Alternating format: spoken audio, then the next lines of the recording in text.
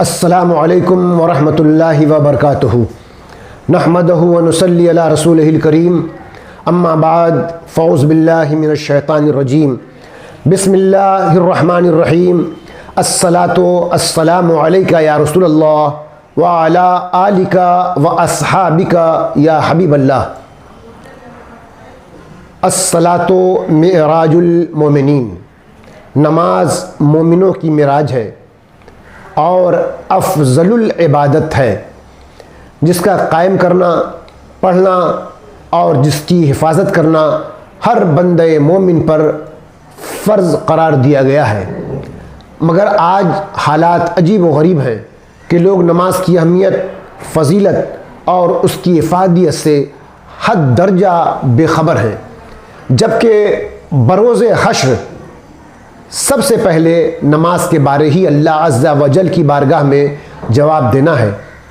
अब तो ऐसा मॉडर्न दौर आया कि लोग नमाज़ों के पढ़ने के तौर तरीक़े और मसाइल में भी अपने अंदाज से तब्दीली ले आते हैं, हत्ता कि नमाज़ों के औक़ात का भी ख्याल नहीं करते, जबकि औक़ात मुक़र्रर हैं। नमाज़ों के औक़ात के ताल्लुक़ से गैर ममालिक में ख़ासी बेबाकी और बेतवज्जुही देखा जाता है।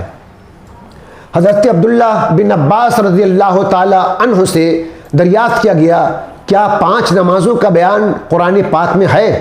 आप रज़ियल्लाहु ताला अन्हु ने फरमाया, हाँ, और कुरान शरीफ के 21वां पारा सूरह रूम की आयत नंबर 17 और 18 तिलावत फरमाया कि इनमें 5 नमाज़ों और उनके औक़ात का ज़िक्र है। फ़सुब्हानल्लाहि हीना तुमसूना व हीना तुस्बिहून। तो अल्लाह की पाकी बोलो जब शाम करो और जब सुबह करो।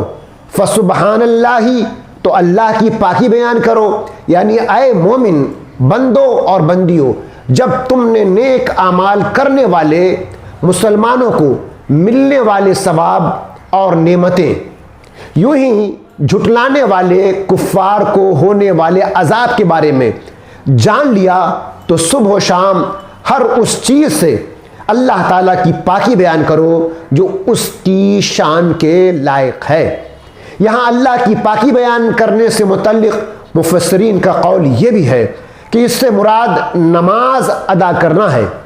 अहादीस में अल्लाह ताला की हम्द व सना और तस्बीह करने की बहुत सी फजीलतें वारिद हैं।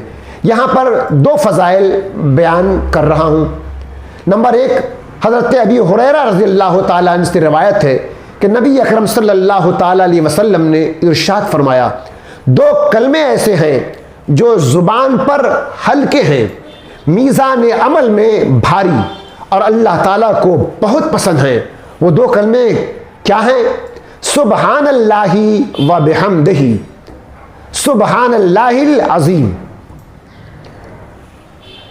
दूसरी फजीलत, हज़रत अबू सईद खुदरी और हज़रत अबू हुरैरा रज़ियल्लाहु ताला अन्हुमा से रवायत है कि रसूल करीम सल्लल्लाहु ताला अलैहि वसल्लम ने इरशाद फरमाया, अल्लाह ताला ने कलाम में से 4 चीज़ों को पसंद फरमाया है।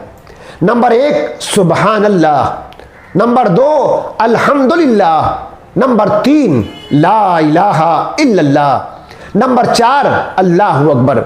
जिसने सुबहान अल्लाह कहा तो अल्लाह ताला उसके लिए 20 नेकियां लिख देता है और उसके 20 गुनाह मिटा देता है।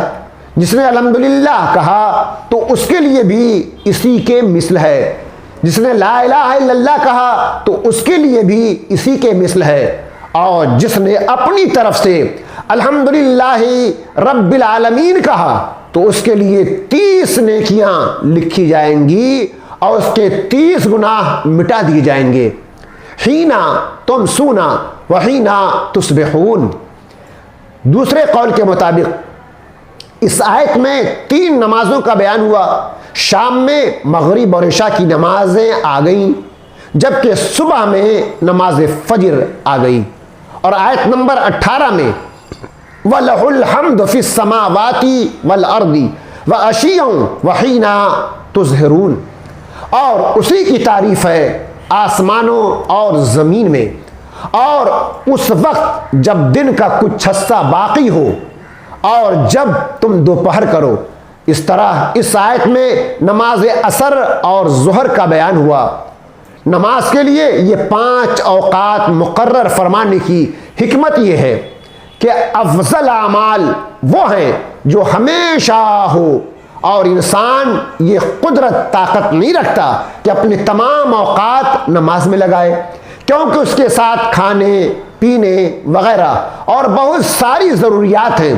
तो अल्लाह ताला ने अपने बंदों पर इबादत में तखफीफ फरमाई और उनके दिन के शुरू, दरमियान और आखिर में, जबकि रात के शुरू और आखिर में नमाजें मुकर्रर की, ताकि उनके औकात नमाज के अंदर मशगूल रहना दायमी इबादत के हुक्म में हो। आप इबादत तो इन औकात में कर रहे हैं, मगर अल्लाह तबारक व तआला की फजल करम और मेहरबानी और इनायत से सारे वक्त आपको इबादत में अल्लाह तबारक व तआला शुमार फरमाएगा। इस वक्त पर अदा करें, और हर घर में ख़वातीन और बच्चों को भी, बच्चियों को भी नमाज पढ़ने की मुअस्सिर अंदाज में तरगीब दें। कुरान करीम की आयात से इबरत और नसीहत हासिल करें। जो अल्लाह अज़्ज़ा व जल ने जो नेमतें अता की हैं और उसके हुक्म की नाफरमानी और मुखालफत करने में उसे सिर्फ हरगिज़ न करे। लोगों में यह आम है कि आदत, रस्म, रियाकारी और दिखावे के तौर पर और गफलत के साथ नेक आमाल करते हैं, और जहालत की वजह से ये समझ रहे होते हैं कि वो नेक काम कर रहे हैं। हालांकि हकीकत यह है कि शैतान उनके लिए उनके आमाल को मुज़य्यन कर देता है, सजा देता है, और अपने नेक आमाल की वजह से बंदा इस गुमान में होता है कि अल्लाह ताला उन पर कोई गज़ब व जलाल नहीं फरमाएगा और उनके लिए जहन्नम की आग को ठंडा कर देगा। लेकिन जब मौत आएगी, जब निज़ा का वक्त आएगा, जब दुनिया से जाने का वक्त आएगा, तो मामला उनके गुमान से इंतहाई बरक्स होगा। क़यामत के दिन ऐसे लोगों का मीज़ान अमल में कोई वज़न नहीं होगा। अल्लाह ताला बुरे अमाल की वजह से ऐसे लोगों पर गज़ब फरमाएगा, और जिस सज़ा का जो हकदार होगा वो पाएगा। लिहाजा अक्लमंदी इसी में है कि मौत से कबल, दुनिया से जाने से कबल नसीहत और इबरत हासिल करते हुए अपने आमाल की इस्लाह की तरफ भरपूर तवज्जो करें। अल्लाह तबारक व तआला जुमला मुसलमानों को नेक आमाल करने की तौफीक अता फरमाए। व आखिरु दावाना अल्हम्दुलिल्लाहि रब्बिल आलमीन।